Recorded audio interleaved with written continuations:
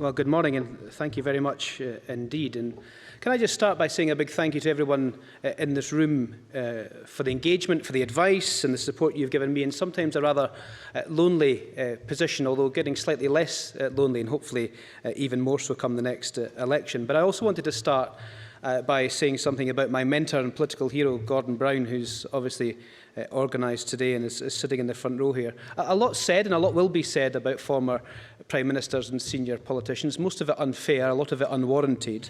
But I know since Gordon has been politically active through his firebrand university years, I don't think it'd be unfair to say that, to the Treasury, to Downing Street and ever since, he's always craved doing things that people need and support the most vulnerable.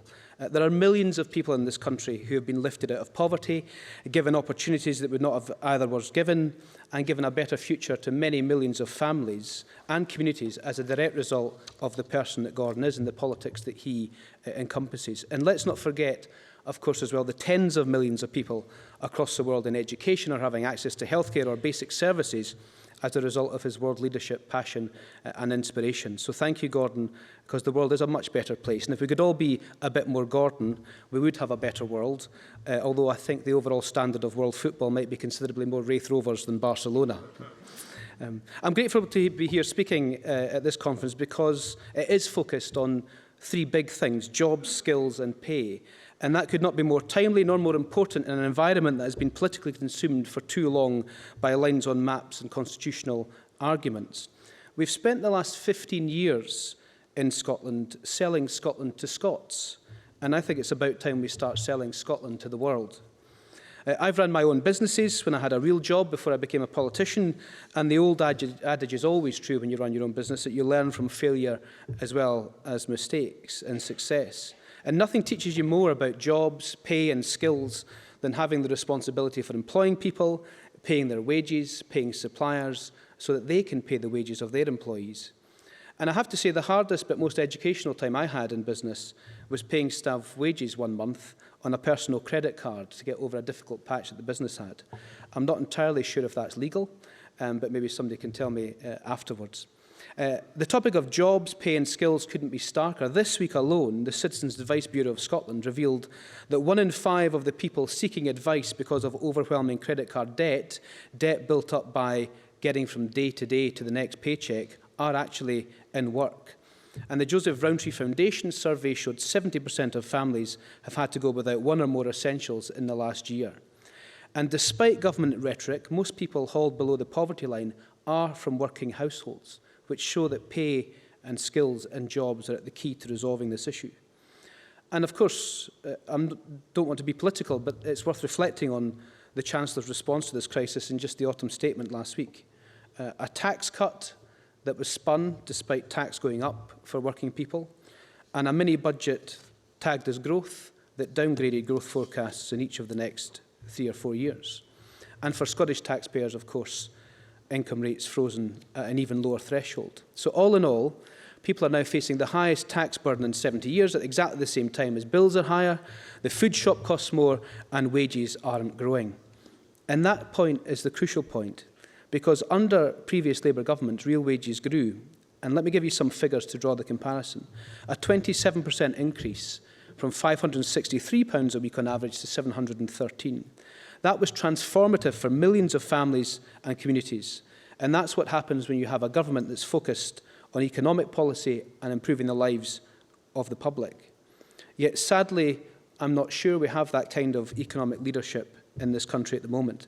And in fact, according to analysis that I have published today, real wages in Scotland, and this is pretty extraordinary, are lower today than they were when Labour left office in 2010. In fact, at the end of 2023, the average Scottish wage packet is exactly the same or less than it was in 2007. And that's a statistic which should embarrass every government and politician, whether they are in Edinburgh or in London. And it's quite frankly a failure of economic, industrial and workforce policy and a total failure in growth in the economy.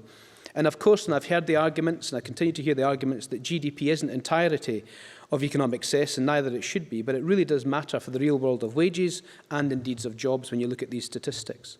So why have wages in the UK all but stagnated for over a decade and a half? They've stagnated because of a lack of real growth in the economy. People are working harder, much harder, for a lot less. And that's why the backdrop to this conference and this debate is so vitally important. We are amid the only parliament in history, where living standards will be lower at the end than they were at the start. The largest fall in living standards since records began in the 1950s. These are real people and real stories. And the first time where the current and next generation will be poorer than the last. And with 1 in 7 of our fellow citizens on NHS waiting lists, and with health inequalities rising, there are some of the biggest impediments to growth and employment in this country. So that is a legacy left behind where there is no political will to do anything about it, or our governments don't see skills, pay and jobs as the top priority.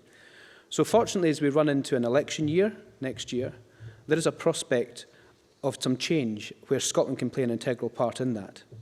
Now, don't get me wrong, and if Keir was here, he would say the same thing.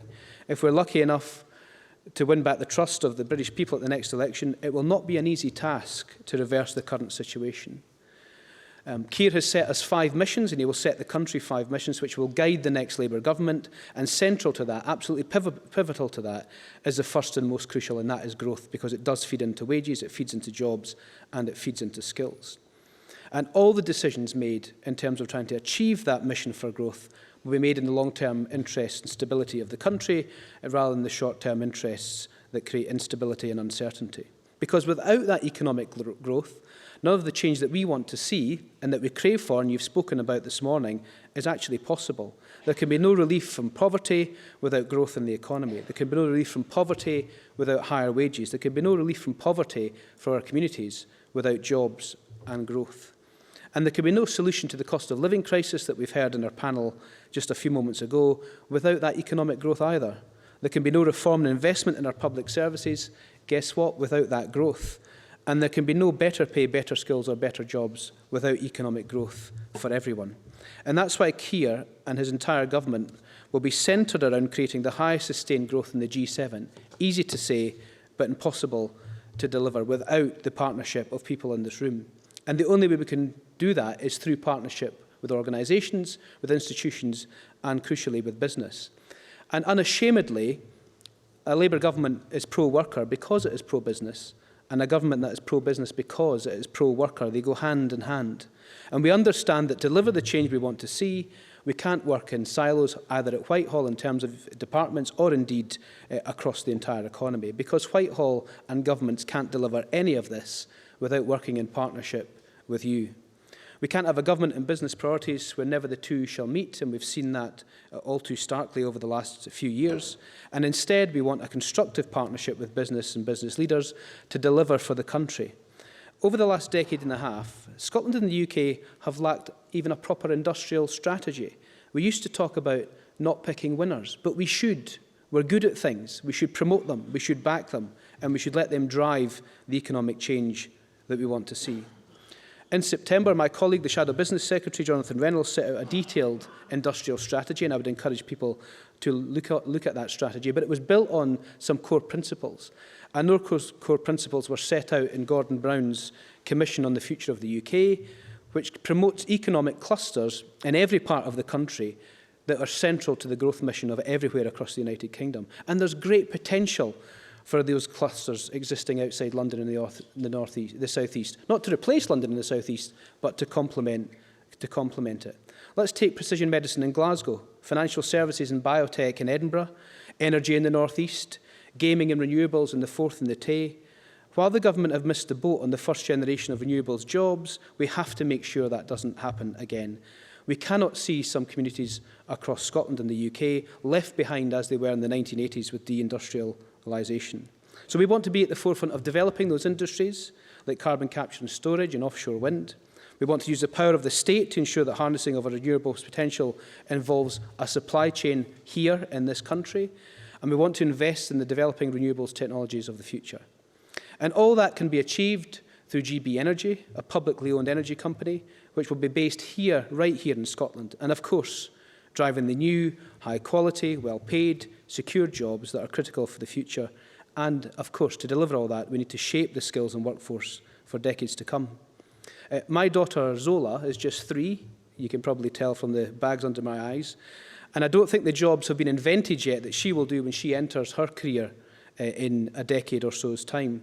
That's both scary, but at the same time, the biggest economic opportunity this country has been presented with in generations, probably since post-war.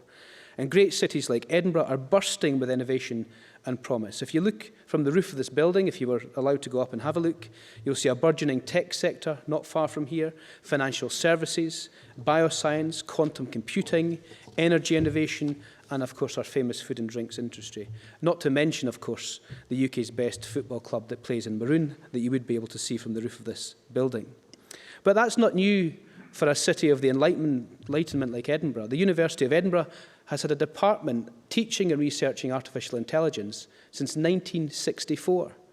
And what this all means for Zola and her generation is that educational skills are key to accessing and exploiting the opportunities that she will be presented with in the future. And it's not just university, of course, it's our schools, our further and technical education colleges, our training places, our job centres, and of course, lifelong reskilling. That's the gateway to answering the question about better pay, better jobs, and better skills. It can't be emphasised enough that this is a once-in-a-lifetime economic and employment opportunity that requires a once-in-a-lifetime public policy response, and we should be excited about it. And that leads to another of the 5 missions that Keir set out, turning Britain into a green energy superpower. That makes cheaper energy, of course, it makes energy security better, but it also means boosting jobs and investment in every nation and region of the United Kingdom, and indeed boosting investment and jobs in areas that have been left behind that haven't had that before. The wind blows in the places where there are few jobs, and we have to exploit that. It means 50,000 new jobs in Scotland by 2030. We need to grow our economy from the bottom up and the middle out, and that's exactly what our plan is to do. And that's how you tackle inequality that exists in our country. And the final challenge in our economy I want to focus on is making work pay, and we heard a little bit about that from the panel just a few moments ago.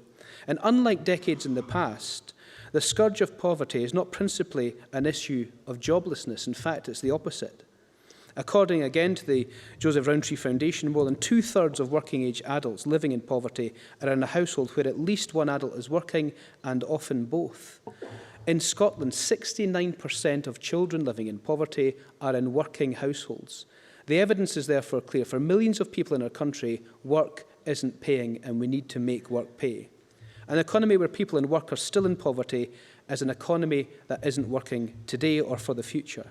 And that's why we've announced we would deliver a new deal for working people. So from day one of a Labour government, we will strengthen workers' protections, we'll ban the use of zero-hours contracts, outlaw bogus self-employment, end the scandal of fire and rehire, and we'll change the economy so that the burden of business risk is not shouldered by the wage packets of the employees. And we'll update trade union legislation so that working people can achieve the terms and conditions that their hard work deserves. Now, some in business will have anxieties about that. I know they do, they tell me that, but they shouldn't, because the relationship between workers, the relationship between government and the relationship between business owners actually makes for a thriving economy, and there's many examples of that currently going on across the entire economy. So growing incomes for working people helps families who need it, and it helps our entire economy. And there are your employees and customers after all. If customers have more money, businesses will thrive more. So our economy has been stuck in a low wage, low investment, low growth, and unproductive cycle for far too long, and we're determined we have to break out of it. There is no other choice for the future. And that's what Keir, Rachel, Anas, and the entire Labour team know is the most important task facing us if we're granted the trust of the British people at the next election. And the work undertaken today and over the last few years by our Scottish Future already has and will continue to inform that agenda, as will all the multitude of engagement that we have with your organisations, your businesses and your people. And that's why conferences like today are so important, to get under the skin of these kinds of issues so we can find the solutions for the future. Nobody has a monopoly on the answers to that, so we need everyone's contribution. So we need the contributions from experts, leaders across our economy, on health and life sciences, on technology, on skills, on training, on education, on the levers that enable that growth to happen. And of course, for stability, stability, stability, so that working people are not paying for the economic downgrades that we've seen. So that's a national mission, when you take all of these 5 missions together, to transform the lives of all in all our communities. And as I said at the very start, our approach to growth is through partnership with you. So you're will, come the next election, see the undisputed party of business, because we're back in business and have listened to what people have said to us and responded to that in policy terms. And I know that together and working together, which is the only way we can, I know we can help create the country that our people deserve, and of course that my 3-year-old would expect nothing less. Thank you very much.